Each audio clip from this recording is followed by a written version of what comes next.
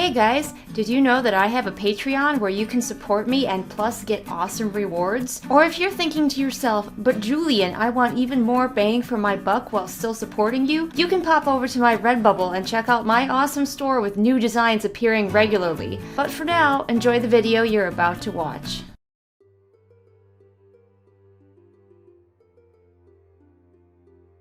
Hello, my name is Julian Greystoke. If you're one of my regular viewers, this video might be a little bit confusing to you. Feel free to watch it, but it's going to be a Amtgard-based video. For those of you not in the know, Amtgard is a LARP that I participate in that also has arts and sciences competitions. That's what we're going to be talking about today. For those of you who came here because of Amtgard, hi! You have no idea who I am. See, I'm just a lonely peasant out here in the north, but I am also a writer. And as evidenced by another video that you can go watch, links below, I am frustrated with the way that writing is judged and treated in the world of Amtgard.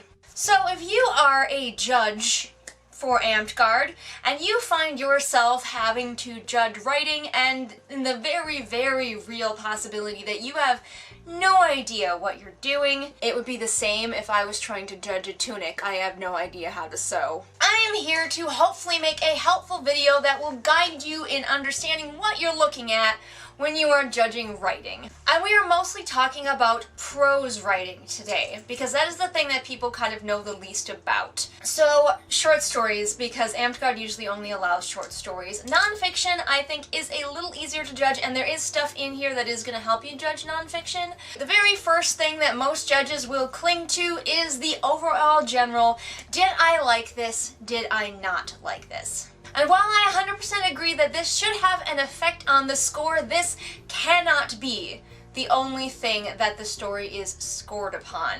When you look at a tunic, what really matters is how well that design was implemented and the skills on display creating that tunic. Now, maybe your personal taste will affect the score slightly, but I think most of you can agree that that should not be the overall decider for your score.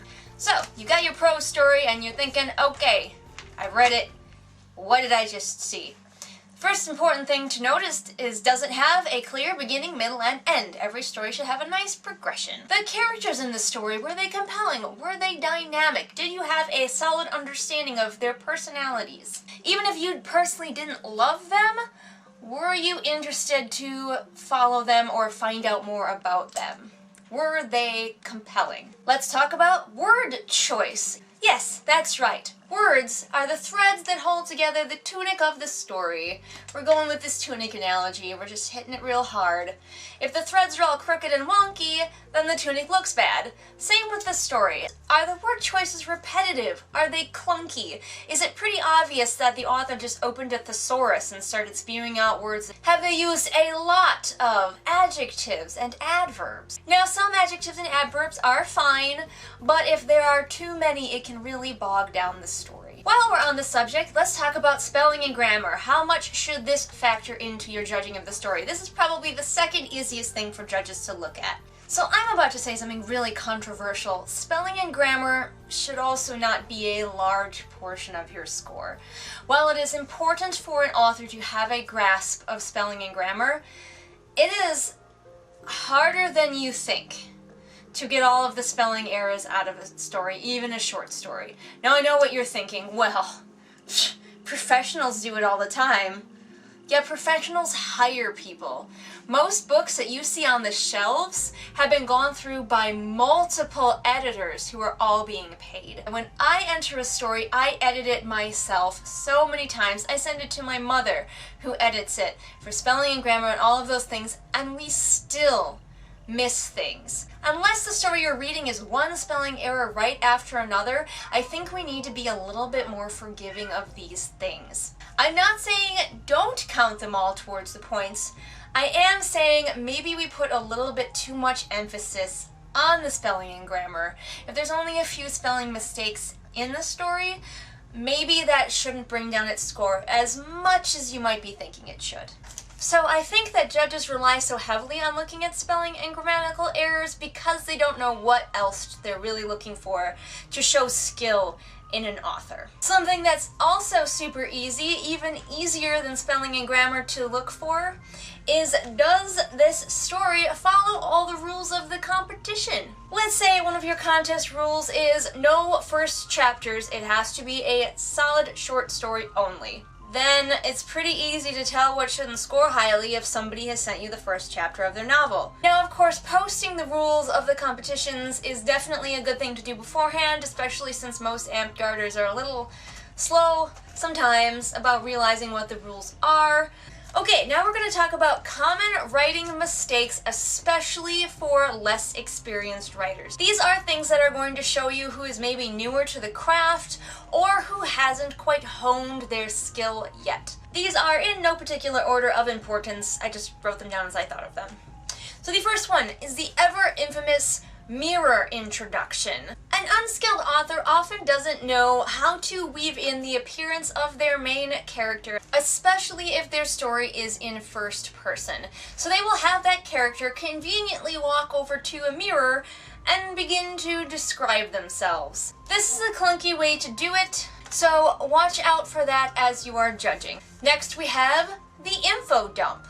That's where an author who is less skilled at weaving this information into their story will just kind of plop it all in large chunks. Whether it be information about the character or information about their world, they usually just throw it all at you in sort of a graceless pile. So if you find yourself feeling like instead of reading a story, you're reading an instruction manual for this character or their world, you found yourself an info dump. The next thing to watch out for is the flawless main character, or really any character.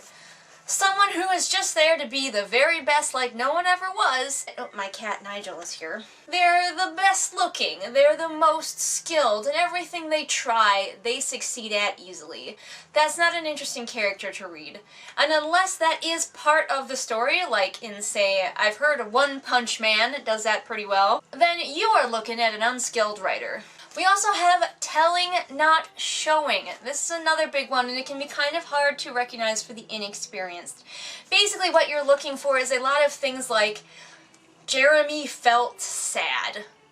That's a really boring way to put it, when you could say, tears filled Jeremy's eyes and he collapsed to his knees, weeping in the mud. It's a lot more meaningful. So look out for things, especially words like felt, that signal that the author is going to tell you how someone is feeling rather than showing you. Another thing to watch out for is cliches galore. Now I'm not going to go over a bunch of cliches that you should watch out for, but if you're feeling like you've read this story a million times before, that probably means that it's full of cliches, and those cliches probably aren't doing anything interesting. It's okay to have cliches, like say a love triangle for example, in a story, but something interesting needs to be done with it. Here's something that kind of almost goes along with the mirror description. Many less experienced writers start their story with a character waking up and then wandering around their room, probably looking in a mirror, and just kind of going about their morning chores. Now this is an author trying to do something that is setting up the world before they disrupt it with the inciting incident. However, this particular thing is really boring. So if it is not crucial to the story that we know the character's morning wake-up routine, then it really needs to get out of there. Something else to look out for is point of view problems. If you're reading a story that is, say, in first-person point of view, that is, the character will be saying, I, me, my life, and it suddenly switches to they, them, their life, then you know you've got an inexperienced writer on your hands. The same thing goes for tenses. Something popular, especially in younger writers right now, is first-person present tense. I walk to the door and throw it open, and my friend Marianne is waiting for me on the doorstep. Versus, say, a common fantasy one, which is third-person past tense. Jo walked to the door and flung it open to find her friend Marianne was waiting for her on the doorstep. Less experienced writers will often accidentally switch between these, so the canny judge can be on the lookout for that.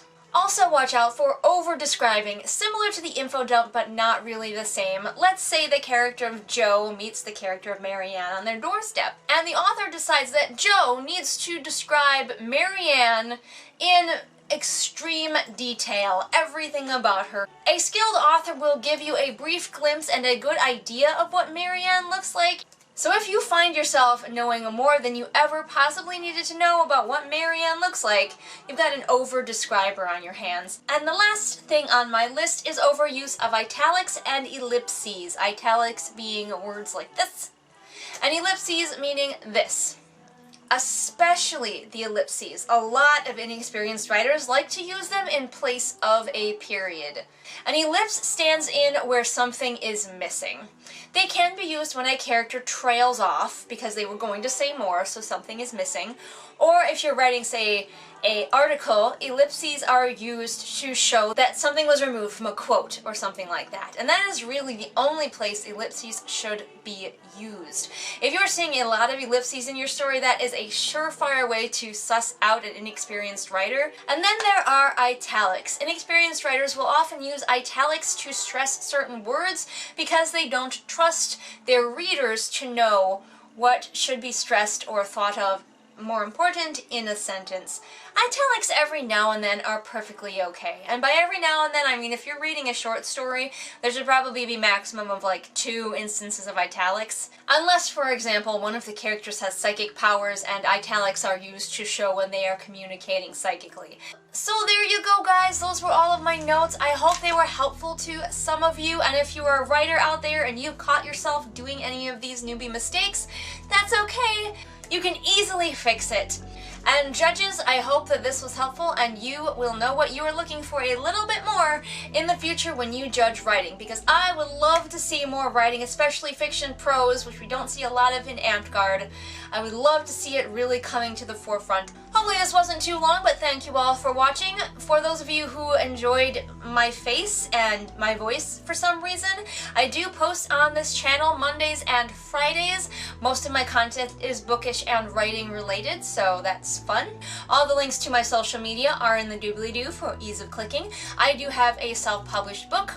It's called Phoenix, and you can purchase it for yourself on Amazon if you'd like, or you can check out my Wattpad for some of my other writing if you want to read my stuff for free.